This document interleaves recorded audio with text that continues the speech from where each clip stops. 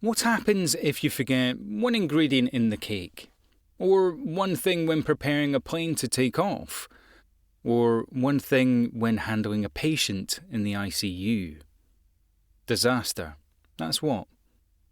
In this video, we'll cover 9 lessons from the book The Checklist Manifesto by Atul Gawande. It will teach you everything you need to know about making checklists and why they are so vital. Lesson 1. We live in a complex world. Lesson 1 is that we live in a complex world and need to know how to deal with that. Imagine what a student had to memorise about 150 years ago when going through med school. Imagine what a student has to memorise in med school today. Improved knowledge in medicine and other fields has led to a lot of progress, but it has also led to us having to remember a large number of different things on a day-to-day basis. As a result, we make mistakes because we're continuously swamped by information, both new information and things we need to remember. We may also have to deal with unexpected tasks and interruptions at any given time. A doctor treating one patient may be told there's another incoming, and that patient has a more acute condition. The doctor's attention has now been disrupted, and they might forget to do one thing they'd typically do when treating a patient. Ignoring this one thing could cause a lot of trouble in the ICU. If we don't have enough skills to carry out a task, a checklist won't be enough. But if we fail to apply what we know, a checklist can save us from committing a mistake. Even if we are highly skilled and trained, we sometimes think shortcuts will work better, particularly if we're overwhelmed, as it can cloud our judgment. If you have a checklist, you can't take a shortcut or get so distracted you will forget something. Lesson 2. Proof that checklists work. Lesson 2 is that there is a solid proof that checklists work. In fact, there's shocking proof that they work.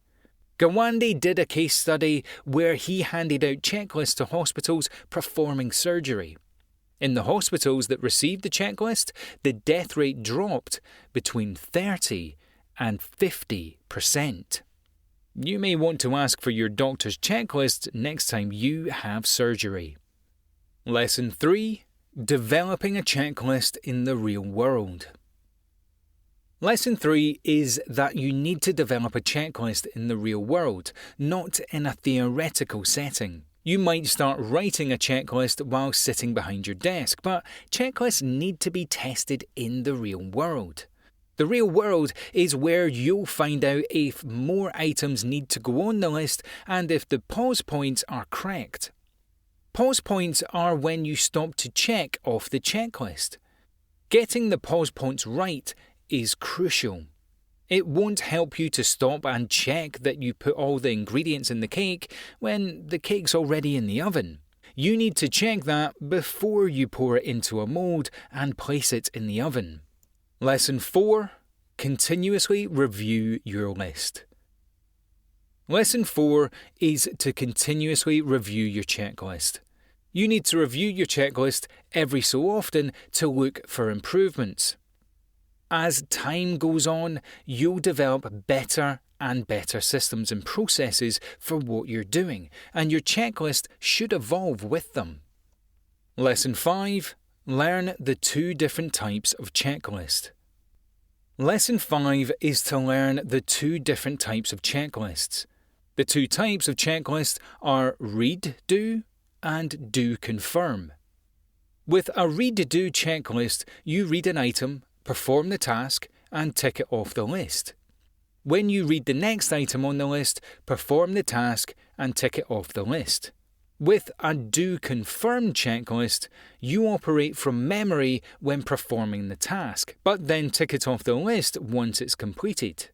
The first type of list is beneficial for tasks where you have to get things done in a precise order, or tasks where someone is still learning the order. The second list is beneficial if the order is less important, or if someone does not have time to stop and check every item off the list as the various tasks are being completed, or so I think. Lesson 6. A lengthy checklist isn't beneficial.